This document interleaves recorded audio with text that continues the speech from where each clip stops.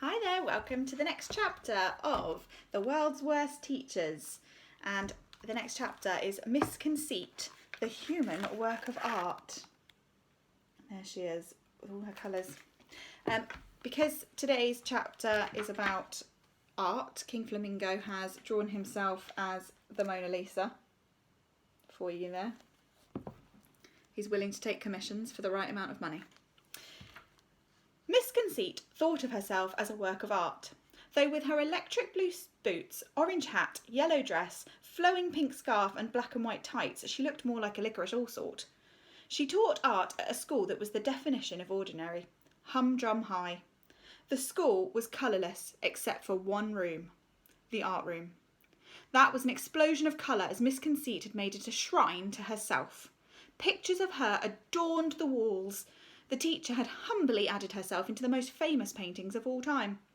Here she was, as Leonardo da Vinci's Mona Lisa.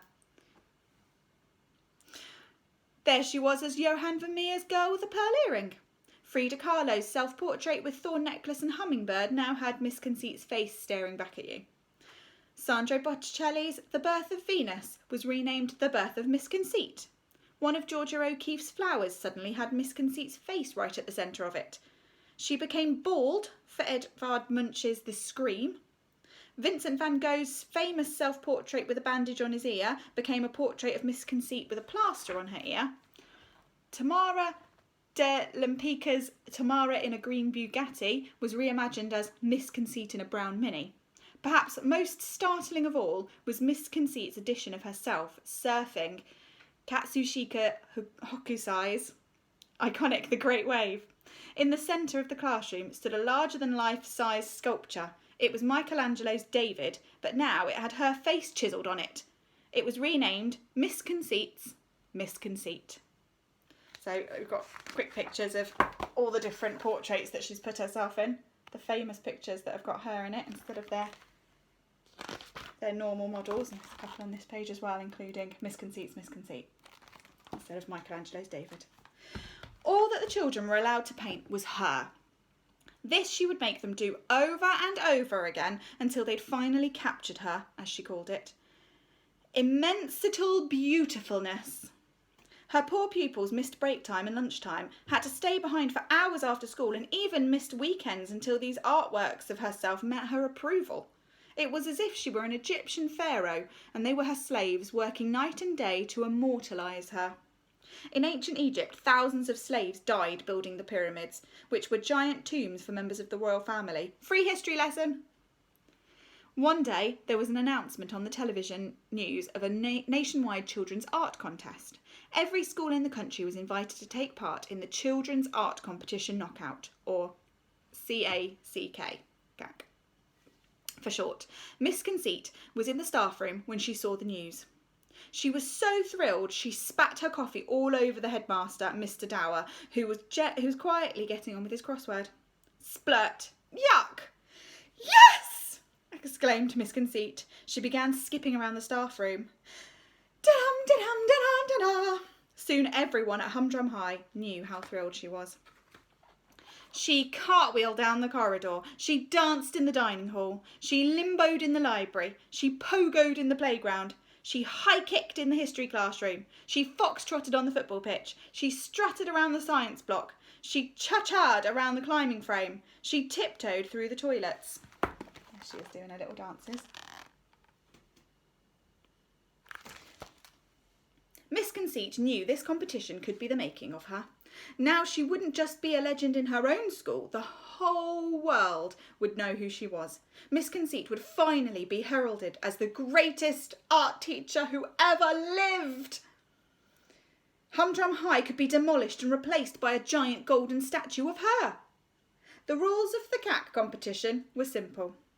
Children from each school had to work together to create a piece of art. It could be a painting or a sculpture or whatever they chose.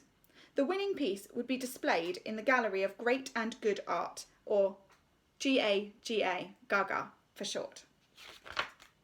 So on the morning that the competition was announced, Miss Conceit waltzed onto the stage at the Humdrum High Assembly. Children, it is I, your humble most art teacher, Miss Conceit, she began. There were groans from some of the kids in the hall. Ugh. They didn't believe a word of it. She just pretended to be humble, as people often do. Miss Conceit was as humble as a Tyrannosaurus Rex. Others simply yawned. The teacher was such a bum-numbing bore. There were some very serious cases of bums becoming numb at Humdrum High. A number of children had in fact been hospitalised. As you may have witnessed on your televisual box this very morning, she continued, a school art contestation has been anointed. The Children's Art Competition Knockout, or for short, CAC. All the kids were laughing now, though Miss Conceit had no idea why. The prize is nottest money or fame, both of which, as you know, I shun. Another groan from the kids. For me, the great mentist prize is posterity, a place in Gaga. Again, Miss Conceit had no idea why that was funny. Now I want every single one of you inspirational, magnificent, wondermental children to be a part of this. To make Humdrum High celebrated on every corner of this planet that we do call Earth. The kids were not happy. This was yet more work for them. Do we have to? Not fair. She's always making us do extra work. It's all about her. Can't she just disappear up her own bottom? I would rather eat my own sock. Wonderment, called the teacher, as if they'd all been cheering for her. Now I want you, the kids, to shout out and tellish me what you think our school's work of artament should be. A ripple of excitement passed through the school hall. This seemed like a marvellous opportunity to be naughty. Best of all, if all the kids were naughty, the teachers wouldn't be able to punish them. You can't put a whole school in detention. Unless, of course, you are Miss Seethe, more of her later in the book. How about a sculpture of a giant bogey made entirely of snot? Shouted a voice from the back. Ha! Miss Conceit's face turned sour.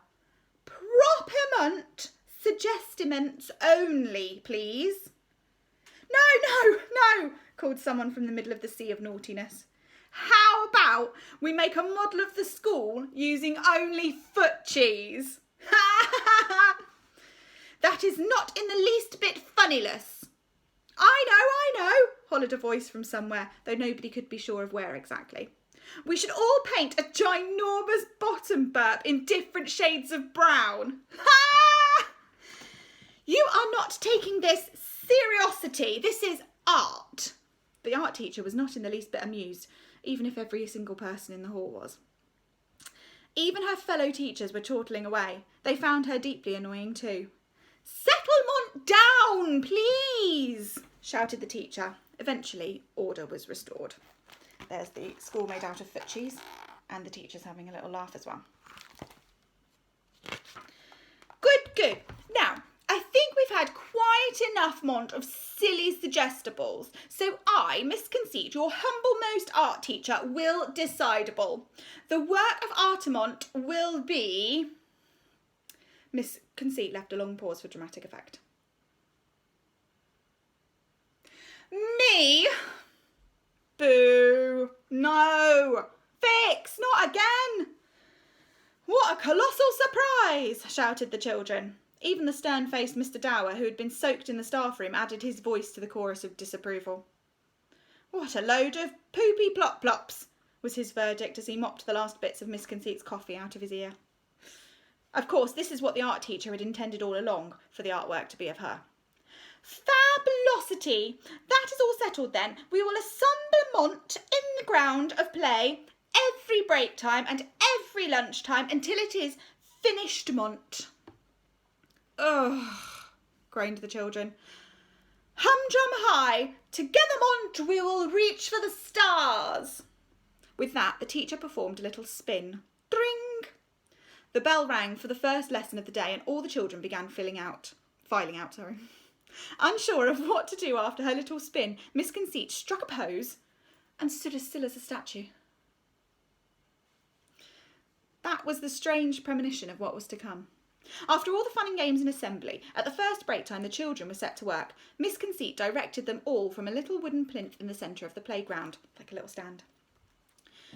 The work of art will be madest out of papier-mâché, announced Miss Conceit. Of course, she said papier in a mock French accent, even though she could have quite easily just called it paper. The teacher did the same when pronouncing cul-de-sac, liaison, and even crème. It was just one of those things that made her perhaps the most irritating person on planet Earth. We, well, I mean you, will all work together, Mont, to produce a giant papier-mâché sculpture of me, your most beloved art teacher, Miss Conceit. She had assembled everything the children needed. There were paints and brushes, a tall bundle of old newspapers, a roll of chicken wire, and a huge bucket of wallpaper paste. It's simplement, children. You have made papier-mâché models thousands of times before. We mean you will build a mont up the model, then you will paint it. Now come on, choppity-chop, the children groaned. Ugh. They were forced to work all through break time and lunchtime, and after school until it grew dark. This went on for days, weeks, and months. Miss Conceit rejected all their work. No, no, and no, she would shout. You have not captured my beautiosity again! Again! Needless to say, the children had soon had enough and began hatching a secret plan to deal with their art teacher once and for all. And we will find out next time what their plan to get back at Miss Conceit is. See you next time.